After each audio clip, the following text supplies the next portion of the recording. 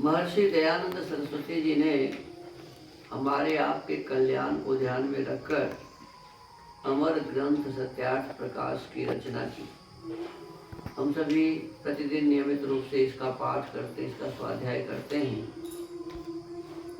ये तीसरा समुल्लास अभी स्वाध्याय में चल रहा है। पिछले दिनों हमने स्वाध्याय किया था कि श्रुति ही स्मृति ही सदाचारः स्वस्य च प्रियमात्मनः एतत् चतुर्विधः विधम प्राहो साक्षात धर्म से लक्षण। कहते हैं कि धर्म के साक्षात 4 लक्षण हैं। ध्यान दो, धर्म के कितने लक्षण हैं? 4। अब इसमें बताया कि साक्षात 4 लक्षण हैं मनुस्मृति के श्लोक।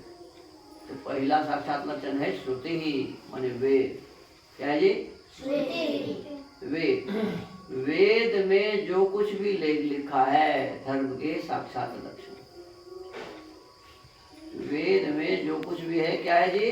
साक्षात लक्षण, साक्षात धर्म के लक्षण है। इसीलिए वेद के अनुसार हमारा जीवन होना चाहिए, तभी हम धार्मिक कहलाएंगे।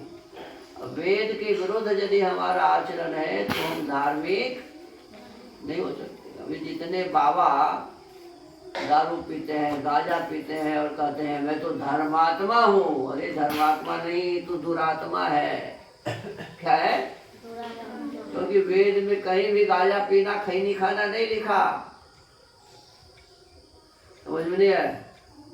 वेद में कहीं भी गांजा पीना लिखा है ना, खैनी खाना लिखा है क्या?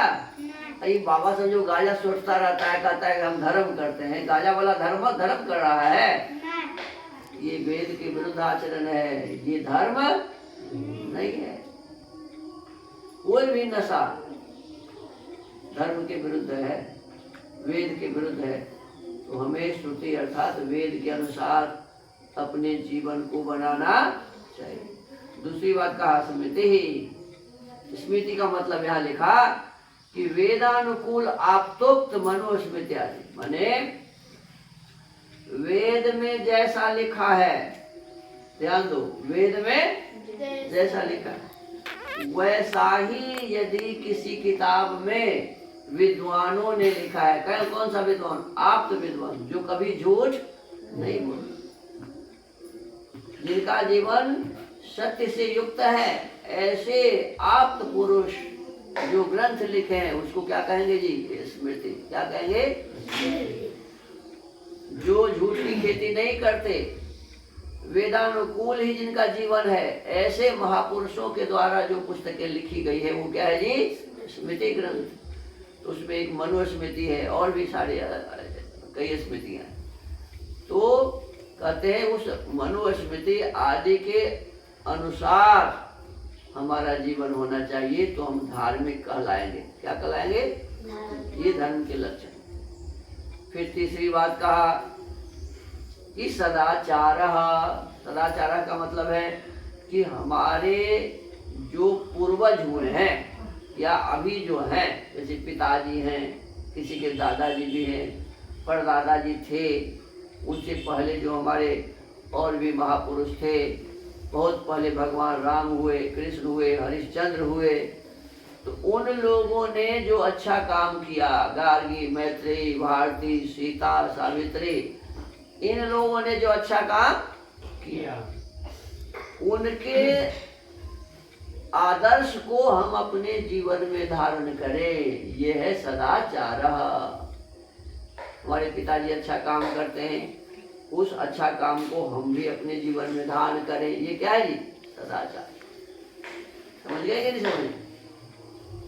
गुरु जी हमारे अच्छे काम करते हैं, उसको हम अपने जीवन में धारण करें। इसी प्रकार से और भी समाज में कुछ हमारे हमसे पहले वाले लोग हैं, वो अच्छा काम करते हैं, या बहुत पहले जो हमारे पूर्वजों ने अच्छा काम किया, तो उसको अपने जीवन में हम धारण करें। ये है धर्म। ये क्या है जी? ये धर्म। अब ये नहीं कि पूर्वज गांजा पीते थे तो हम भी पीने लगे, ये धर्म। ऐसा धर्म नहीं होता। अभी यही हो रहा है। हमारे पूर्वज बकरा काटते थे तो हम कैसे नहीं काटेंगे? अरे अभागा, पूर्वज गलती किया तो तू भी करेगा? हैं? पूर्वज कोई किसी का पूर्वज चोर था तो उसका पोता को भी चोर होना जरूरी है? ये धर्म के लक्षण। पूर्वज जो हमारे अच्छे काम किए थे, जिनका आचरण बहुत अच्छा था, जो वेद जिनके जीवन में था, वेद का आदर्श जिनके जीवन में कुट कर भरा था, ऐसे पूर्वजों के आदर्श को हम धारण करेंगे। ये है सदाचार। तो सदाचार पूर्वक हम जीवन जीते हैं तो ये हो गया धर्म का लक्षण। फिर अंत में कहा कि स्वस्य च प्रियमात्मनः, हमको आपको अपने लिए क्या अच्छा लगता है?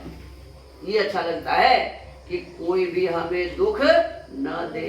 होता है कि नहीं? अपने मन में क्या होता है कि कोई भी हमें दुख न दे, तो हम भी किसी को दुख न दे। कोई भी हमारा सामान चोरी न करे, ये भाव है ना जी। कोई भी हमारा सामान चोरी, हम भी किसी का सामान चोरी न करे, ये धर्म है। ये धर्म के लक्षण है जी।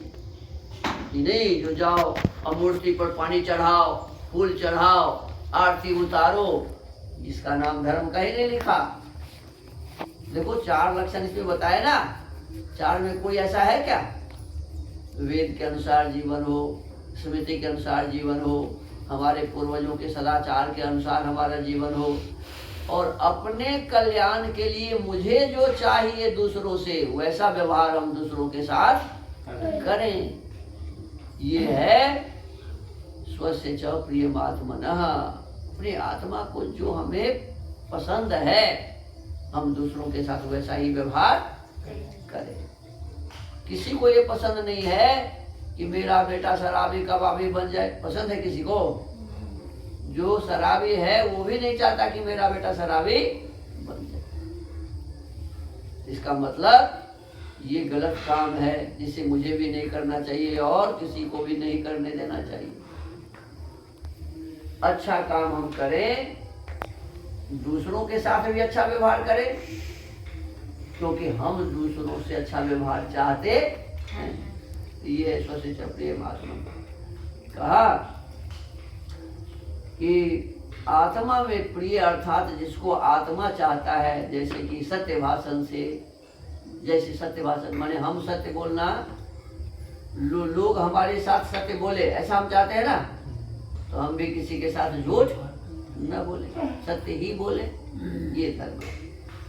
ये 4 लक्षण विशेष रूप से बताए। कहते हैं कि जो पक्षपात रहित न्याय, सत्य का ग्रहण, असत्य का सर्वथा परित्याग रूप आचार है, उसी का नाम धर्म। और इससे विपरीत जो पक्षपात सहित अन्यायाचरण, सत्य का त्याग और असत्य का ग्रहण रूप कर्म है, उसी को अधर्म कहते। माने असत्य का ग्रहण करना अधर्म है, सत्य का ग्रहण करना धर्म है। न्याय करना धर्म है, अन्याय करना अधर्म है। किसी के पक्ष में गलत भी है तो बोलते हैं तो ये अधर्म है।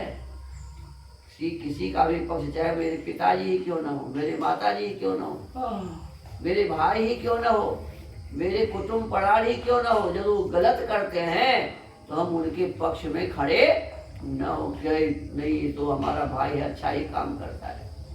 गलत को गलत कहने का सामर्थ्य हमारे भीतर होना चाहिए। अपना समझकर किसी के पक्ष में गलत साक्षी नहीं देनी चाहिए। तो ये धर्म और अधर्म की कसौटी इसमें बताई गई। आगे कहते हैं अर्थ कामेषु सक्तानां धर्म ज्ञानं विधीयते धर्मं जिज्ञासमानानां प्रमाणं परमं श्रुतिः। मनुस्मृति का ये भी श्लोक है।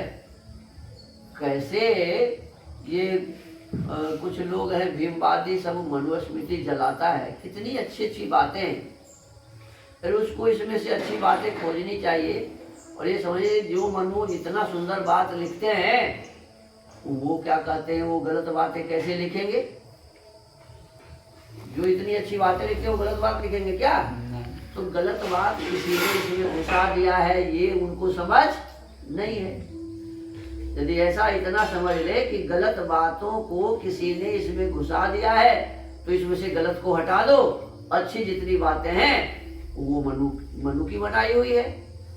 तो जो भी इसमें बात है सबको कतई मनुवादी विचारधारा नहीं चलेगा, उसको जला देता है वो, कतई मनुवादी विचारधारा को नष्ट करो। बताओ, इसमें कहा कि जो पुरुष अर्थ, सुवर्णादि रत्न और काम, स्त्री सेवनादि में नहीं फंसते हैं, उन्हीं को धर्म का ज्ञान प्राप्त होता है। देखो आज सब धन के पीछे पागल है। सभी किसके पीछे पागल है जी?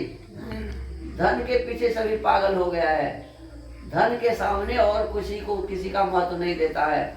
इसमें कहा कि धन का जो महत्व दे रहा है, जो धन के पीछे पागल है, वह व्यक्ति धर्म का ज्ञान कभी भी प्राप्त नहीं कर सकता।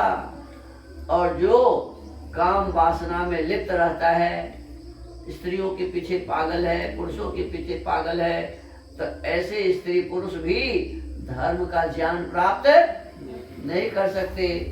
तो कहते हैं जो धर्म के ज्ञान की इच्छा करें, जो धर्म के ज्ञान की इच्छा करें, वे वेद द्वारा धर्म का निश्चय करें। किसके द्वारा? वेद के द्वारा। क्योंकि धर्माधर्म का निश्चय बिना वेद के ठीक ठीक नहीं होता।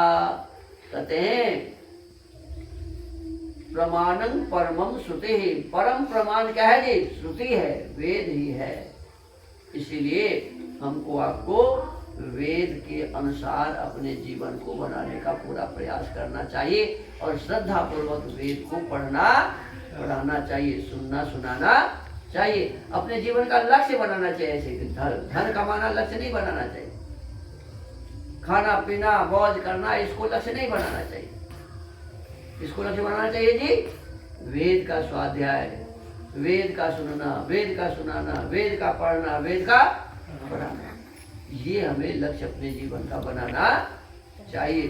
तो आज के सत्यार्थ प्रकाश के स्वाध्याय के क्रम को यही विराम देते हैं। ओ